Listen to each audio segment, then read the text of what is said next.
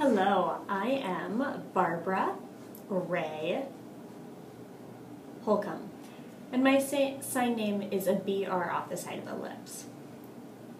I was born in Texas, and you guys all know Texas is a huge state, and I live at the very, very south, or I was born in the very southern part of the state called Bowenville.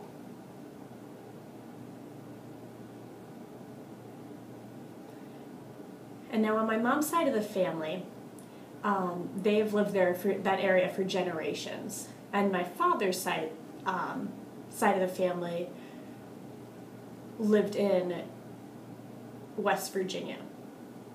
And then when my father graduated from college, he couldn't afford to live there. So he was hired to work for a baseball team.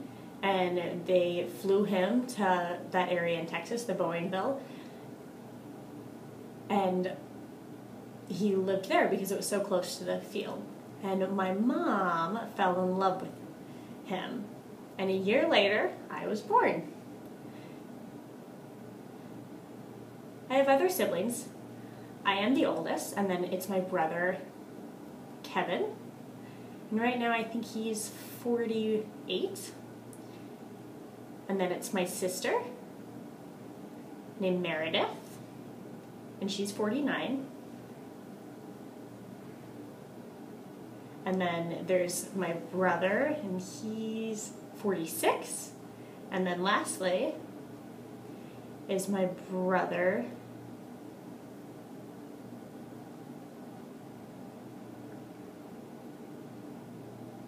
and I know it's a long list, but all my siblings are hearing, except me. I'm the only deaf one. And when I was born, my parents didn't know. But at the age of 3, they started to identify that I was deaf and I couldn't hear. And my parents brought me to different doctors, and all my doctors said that I was slow or I was just a late learner.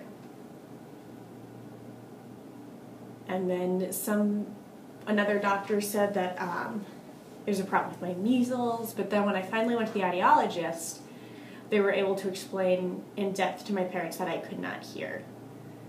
And I was given a hearing aid. Now, not the fancy hearing aids that kids have nowadays that go around your ears. No, the hearing aid that is attached to a necklace. And now in class I really struggled, or when I went to school I really struggled in classes. I would try and understand in class, and then I would go home and really read the books and trying to figure everything out. I was part of a deaf group until 3rd grade.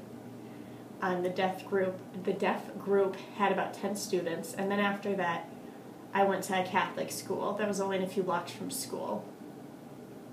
And then finally, my freshman year of high school,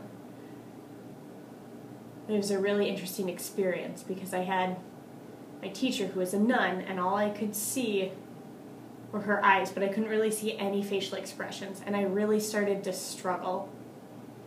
And it was a big classroom, there were over 50 students, so my parents decided after some searching to take me to the deaf residential school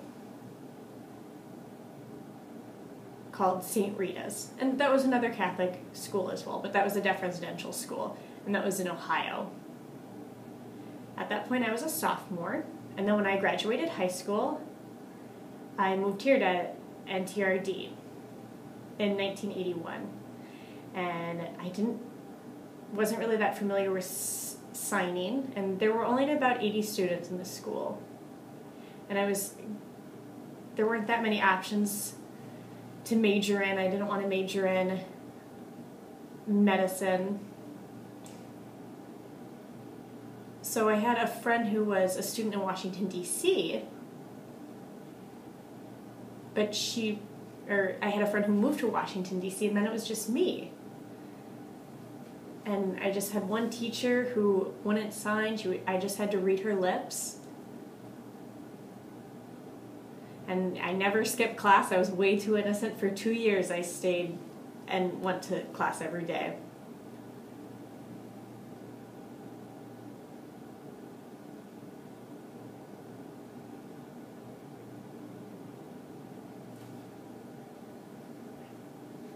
And for 2 years, and then I went to West Virginia and I learned how to type and learned about medicine and things like that.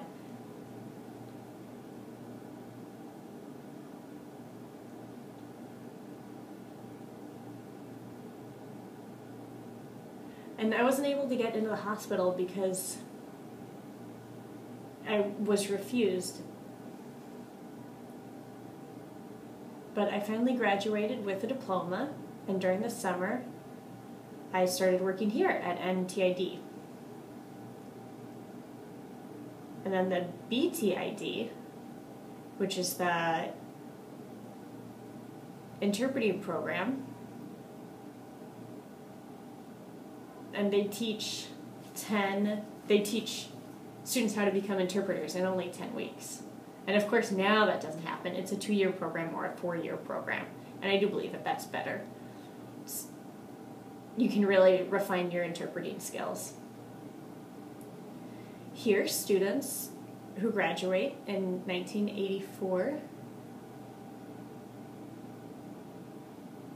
or I graduated in 1984 and then started working here at the school.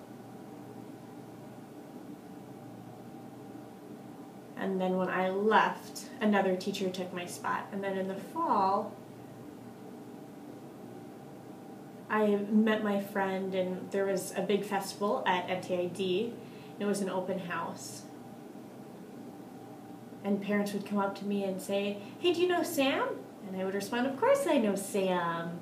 And they would introduce themselves as their parents, and we were able to talk and mingle. It was so social. I really enjoyed the party. And then his parents were from California, and they were so nice. Now, the following summer, I worked as a teacher's aide. And they hired Sam and 2 other people, because there were a lot of students, so we needed a lot of teacher's aide. And they needed an ASL teacher, and these guys would help facilitate the ASL needs.